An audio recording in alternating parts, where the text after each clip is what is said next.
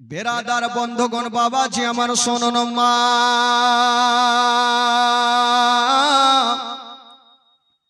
ইনারা দুইজন যাবার জন্য বাবা রাস্তা ধরেছেন। বন্ধুরা অল্প আগিয়ে গিয়েছেন, আবু বকর বলছেন উমর আমরা নবীকে এতই ভালোবাসি আর নবী আমাদের এতই ভালোবাসেন, আজকে বিয়ের প্রস্তাব দিলাম, নবী নাকচ কেন করে দিলেন? নবী কি আমাদের ভালোবাসেন না? উমর বলছেন আবু বকর হয় না গয়, আমার আল্লাহ রাজি নাই, এই জন্য আমার নবীও রাজি হলেন না।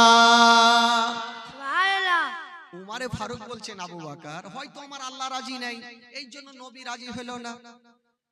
উমরে ফারুক একটা কথা বলেন আবু বকর আমিও বিয়ের প্রস্তাব দিয়েছি, তুমিও বিয়ের প্রস্তাব দিয়েছো, নবী নাকচ করে দিয়েছেন, কিন্তু আমাদের মধ্যে এমনই একজন ব্যক্তি আছে গো, উনি যদি বিয়ের প্রস্তাব দেয় তবে নবী রাজি হয়ে যাবে। সেটাকে বলো, সেটা হলো শেরে খোদা আলী।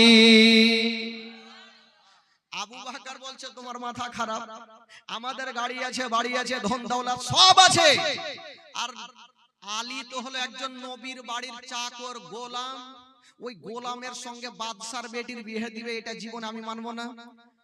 উমরে ফারুক বলছেন আবু বকর পয়সার ঘামান দেখায়ও না, আমার আল্লাহ যদি সেইটাতে রাজি হয় তবে আমার নবীও রাজি হয়ে যাবে। এই কথা বলতে নাই উমরে ফারুক বলছেন আবু বকর তাহলে দেরি করো না, তাহলে একবার চলো নবীর ওই কি বলে আলীর কাছে চলো। ইয়ারা দুইজন যুক্তি করে বাবা যাচ্ছেন আমার আলীর কাছে। ইনারা যাচ্ছেন, ও ভাই ও ভাই বসো বসো একটু শুনেন ভাই, কেউ কথা বলবে না, যুবক ছেলে তো বহুত আছে ভাই, শুনেন জীবনী। এরা দুইজন যুক্তি করে আমার আলীর কাছে যাচ্ছেন যে নবীর বেটি ফাতেমার জন্য বিয়ের প্রস্তাবে দেওয়ার জন্য। এরা অর্ধেক রাস্তা যেতে নাই, আমার আল্লাহর অর্ডার হয়ে গেল। আল্লাহ বলে জিবরিল দেরি করো না। বলছেন আল্লাহ কেন? বলো তাড়াতাড়ি করে আমার নবীর কাছে চলে যাও, আমার নবীকে জানিয়ে দাও যে আলী ফাতেমার জন্য বিয়ের প্রস্তাব নিয়ে আসবে, তুমি জানিয়ে দিও বাবা গো। তবে আলীর কাছে যাওয়ার আগে বেরাদার বন্ধুরা ইয়ারা দুইজন আলীর কাছে হাজির হইল। আমার আল্লাহ বলার আগে দুইজন আলীর কাছে গিয়ে বলছেন আলী আমাদের মন বলে দিল বলে ভাই তুমি বিয়ের প্রস্তাব নিয়ে যাও, ফাতেমা বড় হয়েছে, নবী হয়তো রাজি হবে। তো আলী বলছে তোমাদের মাথা খারাপ, আচ্ছা তোমরা কি বিয়ের প্রস্তাব নিয়ে গেছিলে? বলে ভাই আমরা গিয়েছিলাম, নবী কিন্তু রাজি হন নাই। আলী বলছে ভাই আমি যাব না। বলে কেন? বলে তোমাদের টাকা আছে, পয়সা আছে, বাড়ি গাড়ি সব আছে, যদি তোমাদের সঙ্গে রাজি না হয়, আমি হলাম একজন নবীর বাড়ির চাকর, নবীর বাড়ির গোলাম, আমার সঙ্গে রাজি হবে কি করে?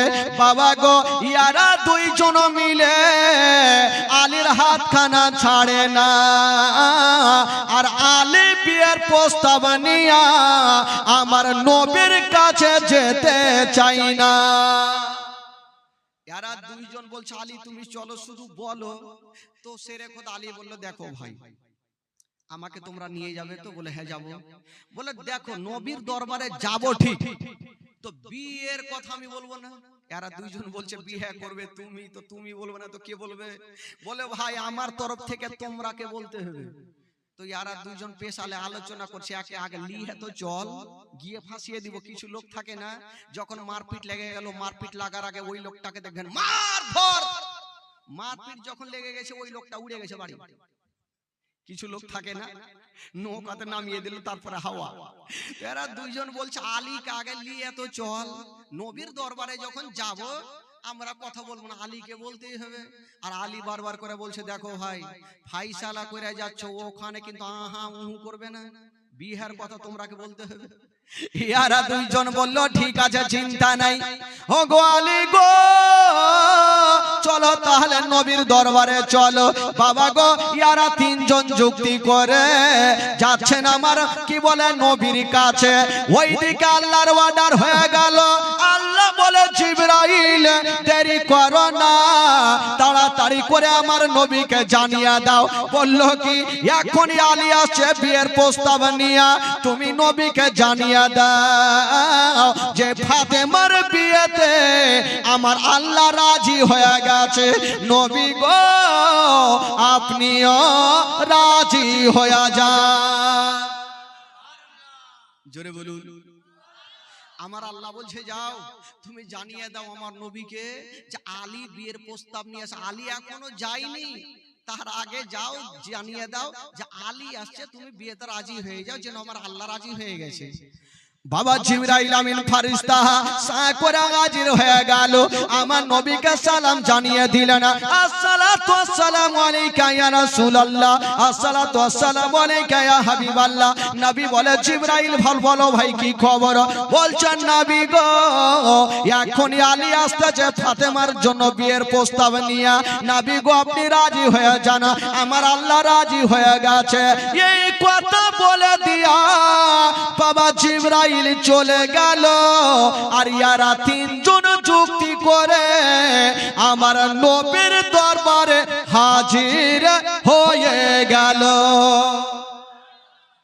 আচ্ছা এরা তিনজন যে গেল, আচ্ছা বলুন কিসের জন্য গেল ভাই? জোরে বলুন কিসের জন্য?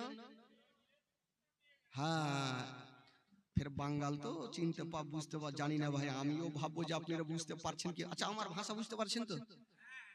কাউরি অসুবিধা হয় না তো চাচা? মাশাআল্লাহ, তাহলে ভালোই বুঝেন। তো এরা দুইজন তিনজন গিয়ে নবীর দরবারে কিন্তু একদম পাথরের মতো দাঁড়িয়ে গেল, কেউ কোনো কথা বলে না। আমার নবী বলছেন আবু বকর বলো কেন এসেছো? আবু বকর বলছে মানে আমি জানি না। উমর বলো কেন এসেছো? উমরও বলছে মানে ও জানে না। আচ্ছা তোমরা জানো না কি বলবে? শেরে খোদা আলী বলছে দেখো করবা না, ঠিকঠাক উত্তর দাও, বাড়িতে ফাইসালা করে এসছো, এখন কেন করছো বলো? আমার নবী বলছেন আলী আচ্ছা এরা কেন করছে? আচ্ছা আবু বকর কি জোর কিসের জন্য এসেছো বলো? আবু বকর বলছে নবী গো আমি বলবো না কেন এসেছি, এই কথাটা আলী বলবে। আলী বলছে এই তো ফাঁসিয়ে দিল। আচ্ছা উমর তুমি বলো তুমি কেন এসেছো? উমরে ফারুক বলছে ইয়া রাসূলুল্লাহ আমারও ক্ষমতা নেই, আমি বলবো না, এই কথাটা আলী বলবে। আলী চিন্তা করছে তো ফাঁসিয়ে দিল ভাই। আলী ভাবছে যে কি করি। আমার নবী বলছেন আবু বকর তোমার কাছে শুনবো না, উমরের কাছে শুনবো না, আলী তোমার মুখ থেকে শুনবো বলে তুমি কেন এসেছো? আলী বলছে বেকার হয়ে গেলাম। আলী ভাবছেন আমি একটা নবীর বাড়ির চাকর, একটা গোলাম, আর গোলাম হয়ে বাদশার বেটির বিয়ের প্রস্তাব দিব, জীবনে রাজি হবে? একটু নবীর বাড়িতে কাজ করি চাকরি করি, জীবনে রাজি হবে না? আলী বলতে পারে না, আলী বাবা বলতে পারে না। আর আমার নবী বলছেন আলী তাড়াতাড়ি বলো তুমি কেন এসেছো? আলী চিন্তা করছে ওরা দুইজনকে বলছে আইসো, ওরা দুইজন আর আসে না, অন্যদিকে মুখ ঘুরিয়ে হাফ করে বসে আছে। আলী ভাবছে আমাকে বলতেই হবে, না বললে কোনো উপায় নাই। বলছেন নবী গো আমি আপনার কাছে এসেছি। আচ্ছা এসো তো বুঝলাম, কেন এসো বলো? আবার বলছেন ইয়া রাসূলুল্লাহ আমি আপনার কাছে এসেছি, মানে বলতে পারছেন না। বলছে আরে আলী এসো তো বুঝলাম, কেন সেটা তো বলো। আবার বলছে আমি আপনার কাছে এসেছি। বাবা গো বুকটা ফুটে কিন্তু মুখটা ফুটে না। আচ্ছা বলুন তো ভাই আলী যে আমার নবীর দরবারে কেন এসেছেন আমার নবী জানে কি জানে না? জোরে বলুন জানে কি জানে না? আমার নবী তো সব জানে, আলীর জবান থেকে শুনবে তার জন্যই জিজ্ঞাসা করছে। জোরে বলুন সুবহানাল্লাহ। আমার নবীকে তো আমার আল্লাহ জিবরাইলকে দিয়ে আগে জানিয়ে দিয়েছেন, কিন্তু আলীর জবান থেকে শুনবে। আলীকে বলছে বারবার আমি এসেছি, কিসের জন্য বলো? আলী বলছেন নবী গো আপনার জন্য এসেছি। বলে কেন? আলী পিছনে ঘুরে দেখছে, যদি নবী রেগে যায় তাহলে গুলকি দিয়া ভাইগা যাব। গুলকি বুঝলেন? গুলকি কি বলছে আপনাদের ভাষায়? হোলি, গুলি গুলি। এক দেশের বলি, এক দেশের গালি। এক জায়গাতে জালসা চলছে ভাই জানেন, আর জালসা প্রচুর হারে জমেছে। আর জালসা চলাকালীন যদি কেউ উঠে তো বক্তার মিজাজ খারাপ হবে কি হবে না? জালসা চলেছে ভাই, চলছে চলছে, আর মিডিল জায়গা থেকে একটা লোককে প্রচুর হারে লাগলো পায়খানা। এ তো মাথা তুলছে, আর মাওলানা সাহেব ভাবছি তো লোকটা ভাগছে, রাগের মাথায় বলছে এই লোকটা বসে গেছে। সব থামা যাবে, পায়খানা থামা যাবে না। আবার 10 মিনিট শুনলো, 10 মিনিট পর আবার মাথা তুলছে, মাওলানা সাহেব বলছে আবার বলছে। ওই লোকটা ভাবলো হায় আল্লাহ, কোন মাওলানার জালসা শুনতে আসলাম রে, আমার পায়খানাই বন্ধ করে দিল। বাড়িতে ঘুমাইতাম ওইটাই ভালো ছিল। হঠাৎ করে বেচারা কারেন্টটা চলে গেছে, মানে অন্ধকার। ই ভাবছে এই সুযোগে ভাগতে হবে, উইঠা ভাই সামনে চলে এসছে। তো কোন দিকে যাবে? চতুর্দিকে লোক যাচ্ছে, কোথায় যাব? তো সামনে 8 নম্বরে জুতা পড়েছিল, এই জুতাতে কাম সেরে দিয়ে বসে গেছে। মাওলানা সাহেব সারা রাত বললে এই বান্দা ভাগবে না। ভাগবে কেন? তো কাম সেরে দিয়েছে। আর আসলে ওই জুতাটা সাধারণ লোকের ছিল না, যে মাওলানা জালসা করছিল ওয়ারি জুতা। মাওলানা সাহেব জালসা শেষ করে যেমন রুম থেকে নেবে, পা ভরেছে তো খাচাং করে উঠেছে ভাই। হ্যাঁ, তো এরকম যদি লাগে তাহলে যাবেন, এমনি তো উঠিয়ে নামার স্টেজ থেকে কেউ যাবেন না ভাই। বেরাদার বন্ধুগণ বাবাজি, আলী দেখছেন যে কোনো গলি আছে কিনা, যদি নবী রেগে যায়, লাল চোখ যদি দেখেলি তাহলে ভেগে যাবে। আলী বলছেন নবী গো আপনার কাছে এসেছি আপনার বেটি বিয়ার প্রস্তাব নিয়া। যেমন এই কথা বলতে নাই আমার নবীর জবান থেকে বেরিয়ে গেল আলহামদুলিল্লাহ রব্বিল আলামিন। আমার নবী বলছেন আলী আমি এই কথাটা শোনার জন্য অপেক্ষা করতেছিলাম। বলছেন আলী আমি এই বিয়েতে রাজি হয়ে গেলাম। আলী আমি এই বিয়েতে রাজি হয়ে গেলাম। এবার আলী বড় করে একটা নিঃশ্বাস নিয়েছে, বাপরে জান তো বাঁচলো। ভাবলাম নবী রাজি হবেন, এই তো নবী রাজি হয়ে গেছে। এরা দুইজন এবার মুখ ঘুরিয়েছে, আবু বকর সিদ্দিক আর উমর ফারুক।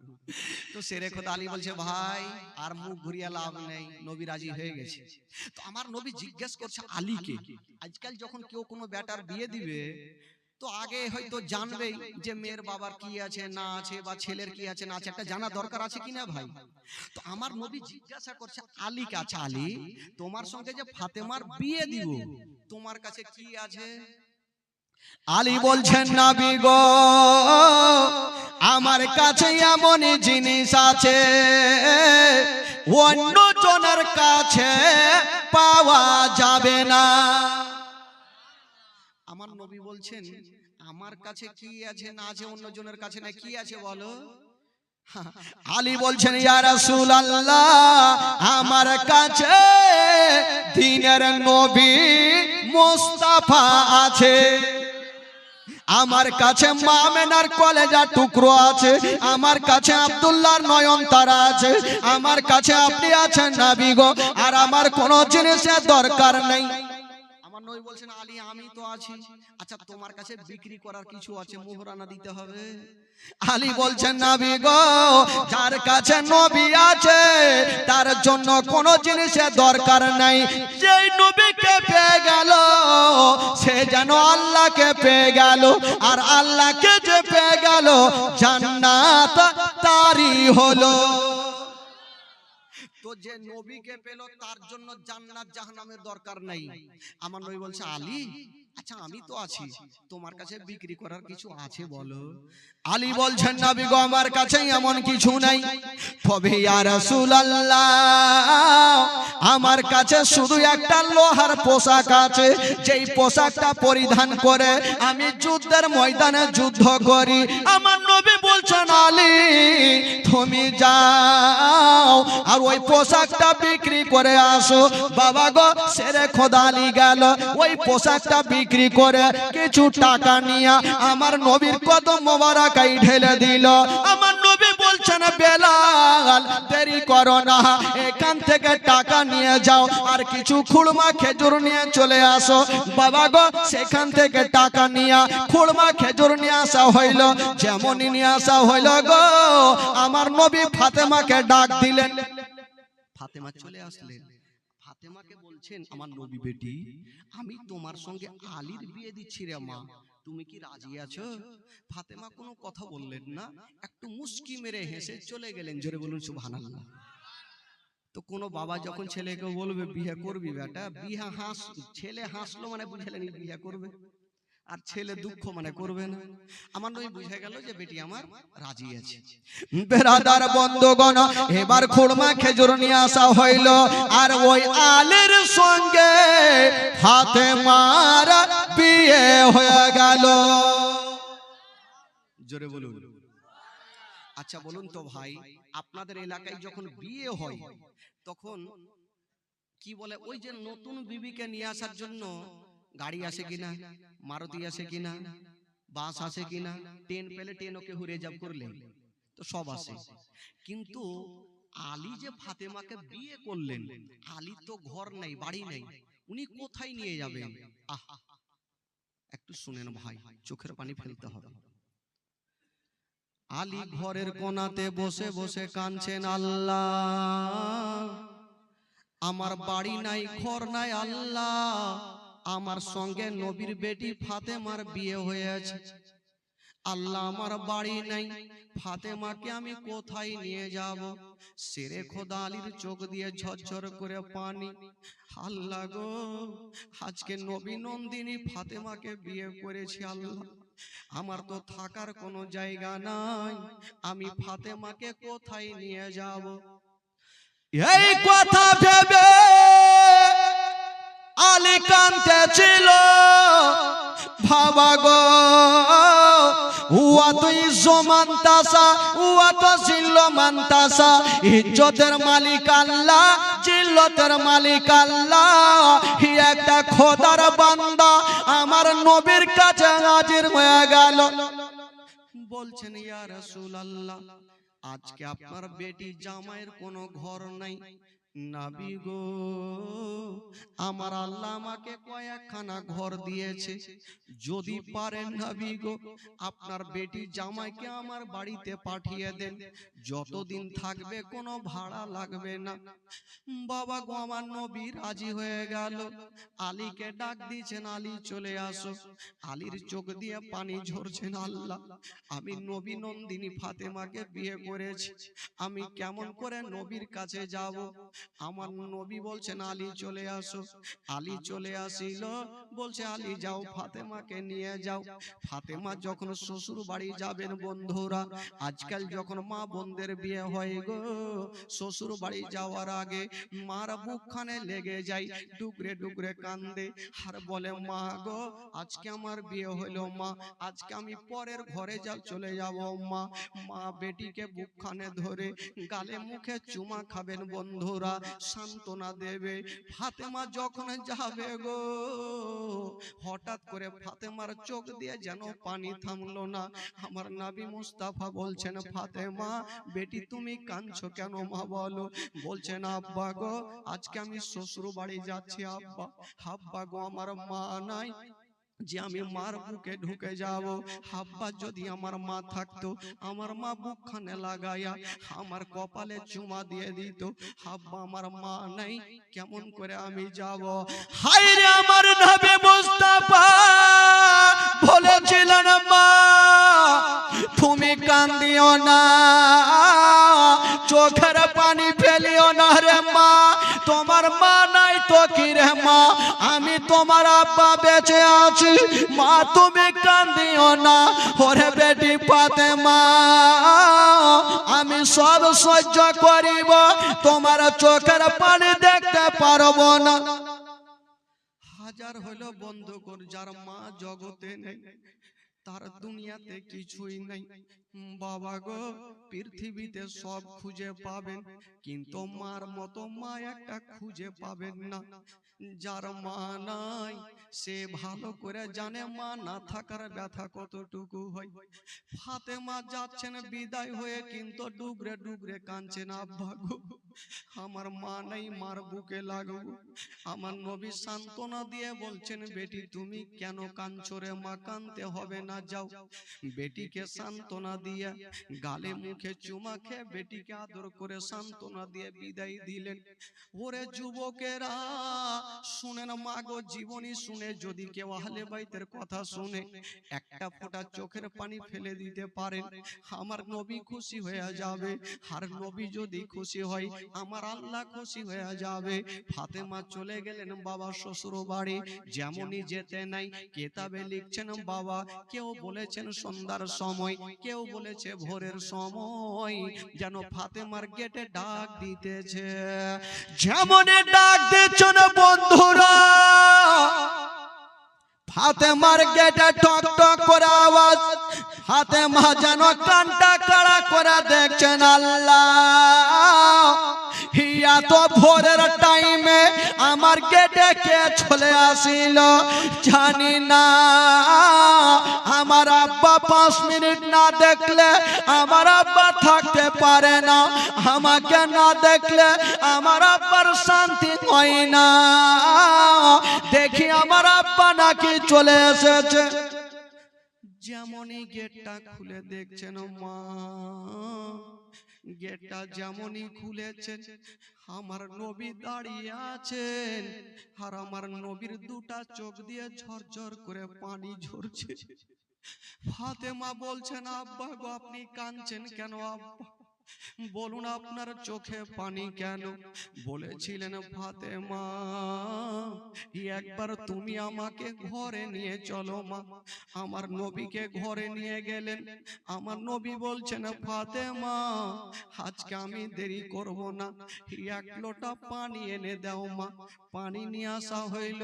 আমার নবী সেই পানিতে একটা দম দিয়া বাবা গো ফাতেমার চেহারাতে ছিটা মেরে দেওয়া হইল। আলীকে ডাকা হইল, আলীর চেহারাতে ছিটা মেরে দেওয়া হইল। যেমনই পানি ছিটা মেরেছেন মা গো, ওগো যুবক বন্ধুরা, আমার নবী ছিটা মারার পরে বলছেন, ফাতেমা আমি চললাম রে মা। যেমন এই কথা বলতে নাই, ফাতেমা তো ছাড়া টুকরা টুকরা কাঁদতে লাগলেন, কেঁদে গেছেন বন্ধুরা। আমার নবী বলছেন, ফাতেমা আবার তুমি কেন কাঁদছো রে মা? মা তোমার কি একটা গরিবের সাথে বিয়ে দিয়েছে মা, তার জন্য তুমি কাঁদছো? ফাতেমা তবে একটা কথা শুনে নাও মা, আলী গরিব হতে পারে মা, কিন্তু আলীর মতো তুলনা কেউ হবে না রে মা। ফাতেমা তুমি কাঁদিও না। ফাতেমা বলছেন, আব্বা আমি সেটার জন্য কাঁদি না, বাপ যেখানে বিয়ে দেয় ভালো জায়গাতে দেয়, তবে কাঁদছো কেন মা বলো? বাবা গো ফাতেমা বলেছিলেন, আব্বা গো আজকে আপনি আমার বাড়িতে এসেছেন, আর আসার পরে আপনি বাড়ি যেতে চাইছেন। আব্বা গো যদি আমার মা থাকতো, আমার মা একটা রাত আমাকে বুকে করে নিয়ে আমার বাড়িতে থাকতো। আমার মা নাই বলি আমার দুনিয়াতে কিছুই নাই আব্বা। মা যদি থাকতো আমাকে সান্ত্বনা দিয়ে আমার বাড়িতে থাকতো। হায়রে নবী মুস্তাফা বলেছিলেন, ফাতেমা ওরে নবীর উদ্দিনী ফাতেমা তুমি চোখের পানি ফেলিও না মা। মা তুমি কান্দিও না মা, কপালে যেটা লেখা আছে সেটা হবে। তোমার মা চলে গেছে মা, আর কখনো আসবে না। তবে বেটি রে, আমাদেরও সময় যখন হবে আমাদেরকেও যেতে হবে। এই কথা বলে দিয়ে আমার নবী মুস্তাফা সেখান থেকে চলে গেলেন আর আলীর সঙ্গে ফাতেমার বাবা ঘর সংসার হইল। আর যেমনই ঘর সংসার হলো গো, তিনটা হলো বেটা আর তিনটা হইল বেটি। জোরে বলুন, কয়টা হইল টোটাল? তিনটা হলো বেটা আর তিনটা হইল বেটি। বেটা গুলার নাম কি? ইমামে হাসান, ইমামে হোসেন আর ইমামে মহসিন। আর বেটি গুলার নাম হইল জাইনাব, উম্মে কুলসুম আর রোকাইয়া। তবে বাচ্চা কালে ওই দিকে ইমামে মহসিন আর রোকাইয়া দুইজন ইন্তিকাল করে গেলেন। সকলে পড়ুন ইন্না লিল্লাহি ওয়া ইন্না ইলাইহি রাজিউন। বলুন বন্ধুরা, 6 জন থেকে 2 জন বাদ হলো, থাকলো কয়জন? কয়জন থাকলো? এই 4 জনকে নিয়ে জীবনীটা শুরু হচ্ছে ভাই। এই যে এখান থেকে ইমাম হাসান হোসেনের জীবনী স্টেট। বাবা গো, এই যে চলে আসলো 2 জন। এবার যখন ইমাম হাসান হোসেন চলে আসলেন, এখানে ঘটনা অনেক আছে, কারণ এগুলো বিশ্লেষণ ভাবে বললে 7 দিন সময় লাগবে, তাহলে সব ঘটনা শোনা যাবে। ইমাম হোসেন আস্তে আস্তে ইমাম হাসান হোসেন বড় হতে লাগলো, আমার নবী আদর করতে লাগলো, ভালোবাসতে লাগলো। হঠাৎ করে একদিন ইমাম হাসান হোসেন কথা বলতে লাগলো। একদিন দোনো ভাই সিলটে লেখা লিখেছেন। সিলট বুঝলেন? সিলট এদিকে আছে, আজকাল আছে সিলট। কি বলে আপনাদের ভাষাতে? সিলটি বলে। আচ্ছা, সিলটে লিখেছেন ভাই। আর ইমাম হাসান বলছে ভাই, ইমাম হোসেনকে বলছে ভাই আমার লেখা বেশি ভালো। আর ইমাম হোসেন বলছে তোমার মাথা খারাপ, তোমার থেকে আমার বেশি ভালো। তো দোনো ভাই ঝামেলা। আমাদের মধ্যে বাড়িতে দেখবেন বাচ্চা কাচ্চারা ঝামেলা করে না, যে আমার ভালো, ও বলছে আমার ভালো, যতই ভালো হোক না কেন। তো ইমাম হাসান বললো ভাই শুনো, যখন তোমার তুমি ভালো বলছো, আমার আমি বলছি, ইয়ার ফাইসালা চলো আমার মার কাছে যাব, আমার মা যেটা ভালো বলবে সেটাই ভালো হবে। জোরে বলুন সুবহানাল্লাহ।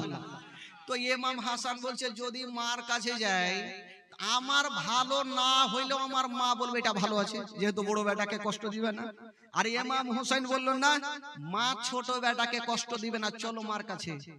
এরা 2 জন যুক্তি করে বাবা 2খানা সিলট নিয়ে মার কাছে হাজির হয়ে গেল।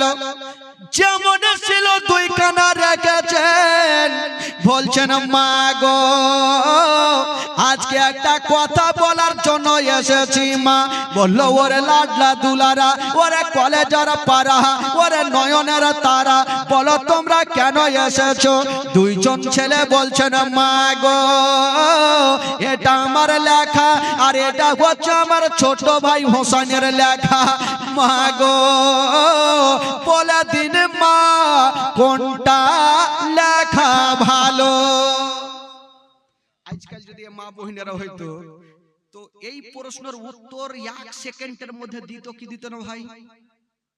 বলে দিত যারে বেটা যা, বড় বেটা লেখা ভালো, যা ভাগ ভাগ। ছোট বেটা কষ্ট পেল, দুঃখ পেল, দেখার নাই। বা বলে দিত ছোট বেটা লেখা ভালো, যা। ফাতেমা চিন্তা করছেন, যেমনই বলেছেন দোনো ছেলে, মা গো কোনটা লেখা ভালো। হাইরে নবী নন্দিনী ফাতেমা একবার বাবা বড় বেটা হাসানের দিকে দেখছেন, একবার বড় ছোট বেটা হোসেনের দিকে দেখছেন। ইমাম হাসান বলছেন মা গো আমারটা ভালো, ইমাম হোসেন বলছেন মা গো আমারটা ভালো। হাইরে নবী নন্দিনী ফাতেমা ভাবছেন আল্লাহ গো, এখন যদি আমি বলে দিই ইমাম হোসেনের লেখা ভালো, ইমাম হাসান কষ্ট পাবে। আর যদি বলে দিই ইমাম হাসানের লেখা ভালো, ইমাম হোসেন কষ্ট পাবে। আল্লাহ আমি মা কোন বেটাকে কষ্ট দেব না। জোরে বলুন। ফাতেমা বলছেন আমি কোনো বেটাকে কষ্ট দিব না। মা ফাতেমা বলছেন বেটা রে তোমরা যে প্রশ্ন করেছো বেটা, ইয়ার উত্তর আমি দিতে পারবো না। কেন মা এই শক্ত কত প্রশ্ন করলাম, সামান্য তো ব্যাপার, বলে দিন কোনটা লেখা ভালো। বলে না বেটা আমার ক্ষমতা নেই। তাহলে কি করব?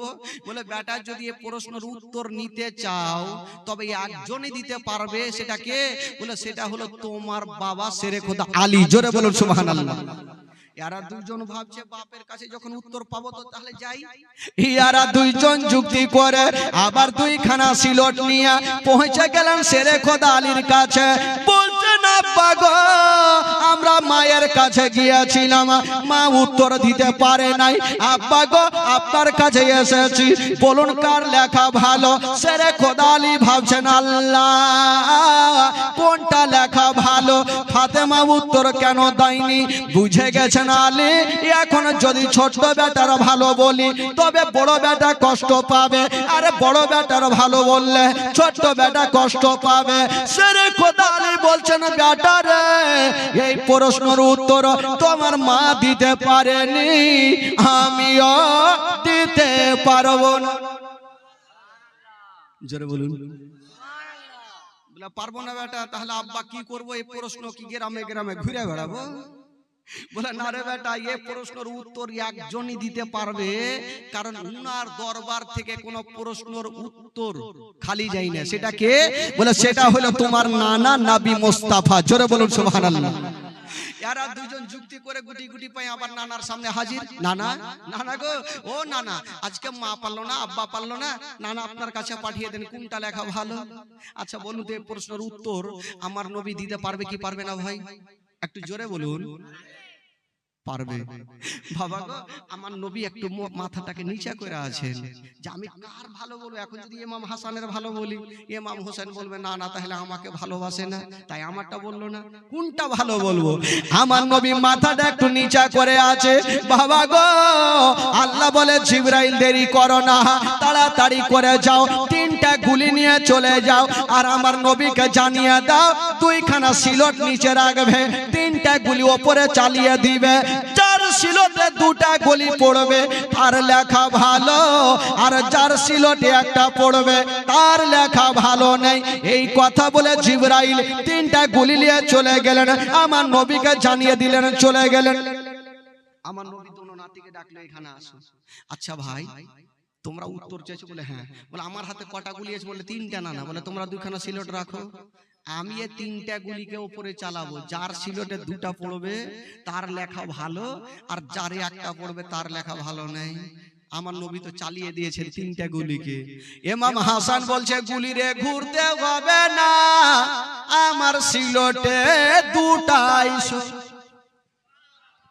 আর ইমাম হোসেন বলছে না, আমার সিলটে দুটা আসো। গুলিও টেনশন করছে কোনখানে যাব। ঘুরছে বাবা, হঠাৎ করে ঘুরতে ঘুরতে একটা গুলি ইমাম হাসানের সিলটে পড়ে গেল, একটা ইমাম হোসেনের সিলটে পড়ে গেল। বলুন কয়টা গুলি চালিয়েছিল? কয়টা চালিয়েছিল? পড়েছে কয়টা? একটা কোনখানে গেল? বাবা তিনটা গুলি চালিয়েছিল। ইমাম হাসান বলছেন ওরে গুলি রে আমার সিলটে দুটাই, আর ইমাম হাসান বলছে না আমার সিলটে দুটাই। ও যুবক বন্ধুরা, ওই গুলিগুলা ঘুরতে ঘুরতে একটা ইমাম হাসানের সিলটে পড়েছে, একটা ইমাম হোসেনের সিলটে পড়েছে, আর একটা গুলি ওপরে তাকিয়ে দেখছেন বাবা, ওই গুলিটা বান বান করে ঘুরতেছে, কোথাও পড়েনি, ঘুরছে। ইমাম হাসান বলছে ওই ঘুরতে হবে না আমার কাছে। ইমাম হাসান বলছে ভুল করেও না, আমার সিলটে আই। গুলিও টেনশন করছে আমি যাব কোনখানে। এখন যদি ইমাম হাসানের সিলটে যাই, ইমাম হোসেন তো কষ্ট পাবে, আর নবী বংশের ছেলেকে যদি কষ্ট দেওয়া যায় তাহলে আমার নবী নারাজ হবে, আর নবী যদি নারাজ হয় আমার আল্লাহ নারাজ হবে, আর আল্লাহ নারাজ হলে তো জান্নাত পাওয়া মুশকিল আছে। কি করব? দুটা গুলি, ওই গুলিটা ঘুরছে, ইমাম হাসান বলছে আমার সিলটে আই, ইমাম হোসেন বলছে আমার সিলটে আই। গুলি বাবা ঘুরতেছিল, এবার আল্লাহর অর্ডার হয়ে গেল।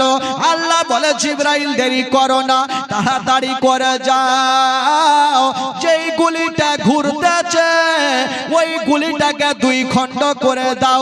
বাবা গো, জিবরাইল সাঁ করে চলে গেল, যেই গুলিটা ঘুরতেছিল ওই গুলিটাকে দুই খণ্ড করে দিয়েছেন বাবা গো। অর্ধেকটা ইমাম হাসানের সিলটে, অর্ধেকটা ইমাম হোসেনের সিলটে। আমার নবী বলছেন ওরে নাতিরা তোমাদের উত্তর হয়ে গেছে।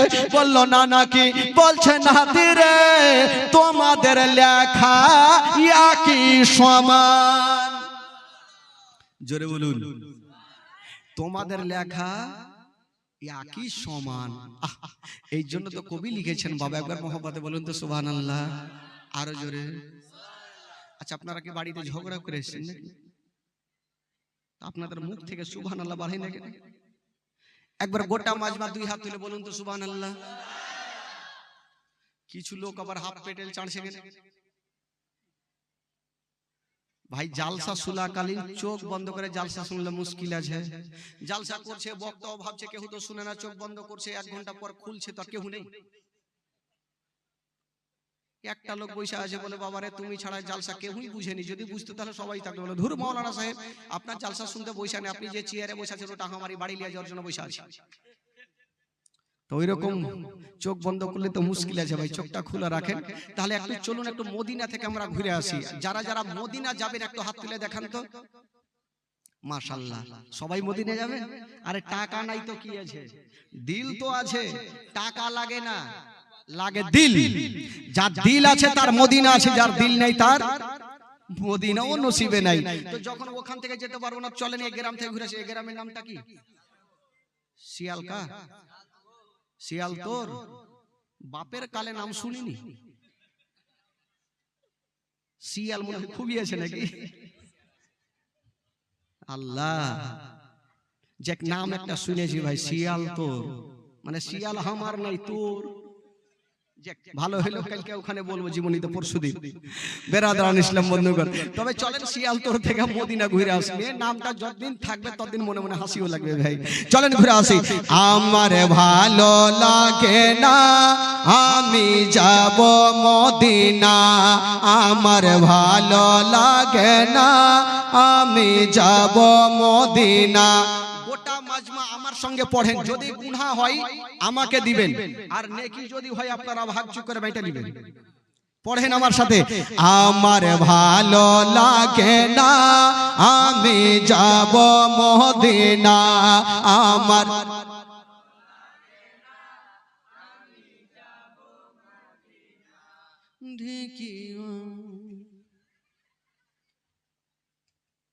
এতগুলো লোক বসে আছেন, মনে হয়েছে চলে শুইতে গেছি। এইভাবে বললে হবে? গোটা মাজমা পড়েন, স্টেজে পড়বে না। দেখি এইদিকে আছে কি, স্টেজে তো সব দিনই পড়ছে, আপনারা দেখি একটু আবহাওয়া দেন।